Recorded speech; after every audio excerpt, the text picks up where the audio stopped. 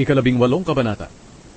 Ang taong makasarili ay humihiwalay sa karamihan at sumasalungat sa lahat ng tamang kaisipan. Ang taong hangal ay hindi naghahangad na matuto. Ang gusto lang niya ay masabi ang nasa isipan. Ang paggawa ng kasamaan at nakakahiyang mga bagay ay makapagbibigay ng kahihiyan. Ang salita ng taong marunong ay nakapagbibigay ng karunungan sa iba. Ito ay katulad ng tubig na umaagos mula sa malalim na batis. Hindi mabuti na kampihan ang taong nagkasala, at hindi mabuti na ipagkait ang katarungan sa taong walang kasalanan. Ang sinasabi ng taong hangal ang pinagsisimulan ng alitan, at magdadala sa kanya sa kaguluhan. Ang salita ng hangal ang maglalagay sa kanya sa panganib at kapahamakan. Ang tsismis ay gaya ng pagkaing masarap nguyain at lunukin. Ang taong tamad ay kasing sama ng taong mapanira. Ang Panginoon ay katulad ng toreng matibay, kanlungan ng mga matuwid sa oras ng panganib. Ang akala ng taong mayaman ay may pagtatanggol siya ng kanyang kayamanan, gaya ng mga pader na nakapalibot sa buong bayan. Ang pagmamataas ng tao ang magpapahamak sa kanya, ngunit ang pagpapakumbaba ang magpaparangal sa kanya.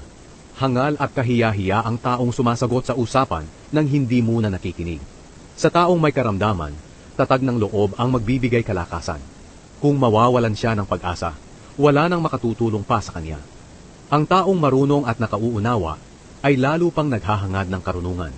Madaling makikipagkita sa iyo ang dakilang tao kapag may dala kang regalo para sa kanya. Ang unang naglahad ng salaysay sa korte ay parang iyon na ang totoo, hanggang hindi pa nasusuri at natatanong ng kabilang panig. Napapatigil ng palabunutan ang mga alitan, at pinagkakasundo ang mahigpit na magkalaban. Mas madali pang sakupin ang isang napapadirang bayan kaysa sa makipagbati sa kapatid na nasaktan. Kung paanong mahirap wasakin ang mga kandado ng tarangkahan ng palasyo, mahirap din pigilin ang alitan ng dalawang tao. Aanihin mo ang bunga ng iyong mga sinasabi. Ang salita ng tao ay makapagliligtas ng buhay, o kaya ay makamamatay. Kaya mag-ingat sa pagsasalita, sapagkat aanihin mo ang mga bunga nito.